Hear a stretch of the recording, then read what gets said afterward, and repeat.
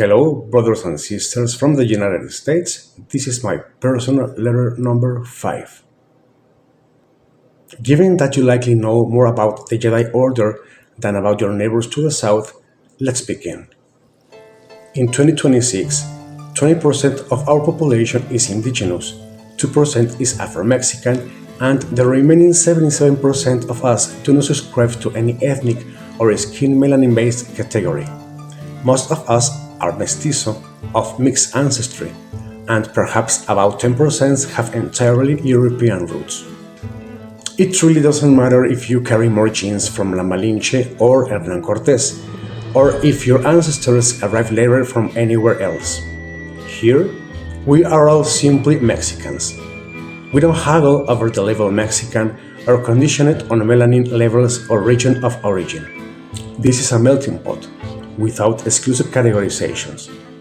The United States isn't a melting pot, it's a pizza, with its slices well separated and defined. Some slices with lots of cheese, others mostly just crust.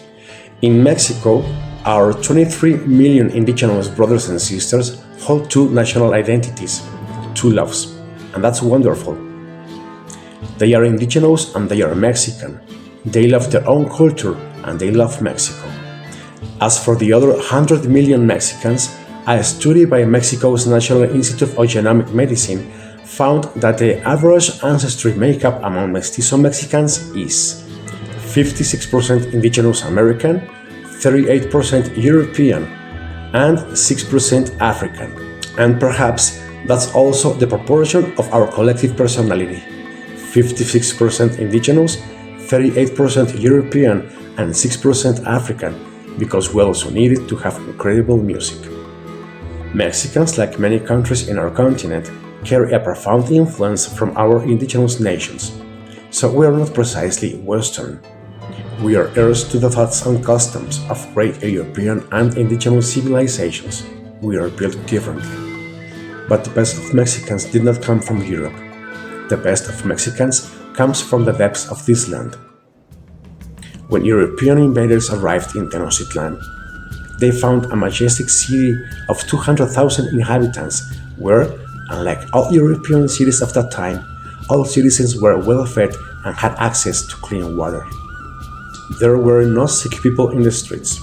There was a daily cleaning service manned by a workforce of 1,000. There was public education, and slavery and private property did not exist. Citizens were free and only have to pay a tribute in goods or labor.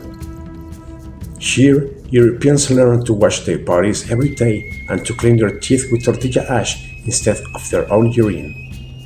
Here, they discovered tequio, communal labor, and chinampas, floating agriculture, as well as a completely new and incredibly sophisticated gastronomic universe. Mexicans are proud of our history and our multicultural, multilingual, multi-ethnic, and multiracial identity. That is what it means to be Mexican. Part of our personality is Western, and part is an indigenous heritage. And it doesn't matter your skin's melanin level.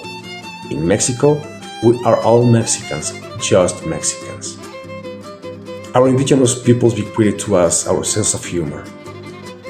From them, we learn to live without hurry and to smile at the slightest thing. We inherited from them the deep value of family, and from them we learn to eat like gods. From them we learn to feel part of the universe, not owners of it. They taught us to be tolerant, to combat racism and classism. From them comes our spirit of struggle and resistance. From them we learn that fatigue does not exist. From them we learn to be supportive and fraternal, to give until it hurts.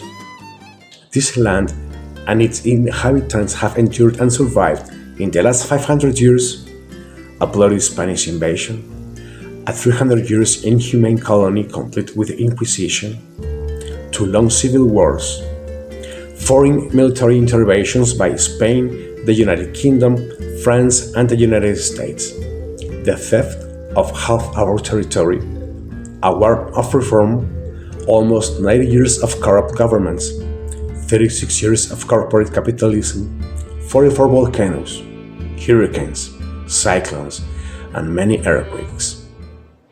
We are indestructible. We already paid for the damn apocalypse in installments.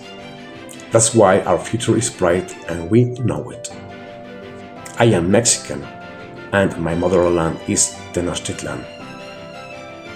Thanks for watching. Later we'll talk about history. We need to talk about the fence with holes in the desert that you call a wall. And we need to talk about the state of our relationship, about Chicanos, about your expats, migrants, and about the 4T. See you next time.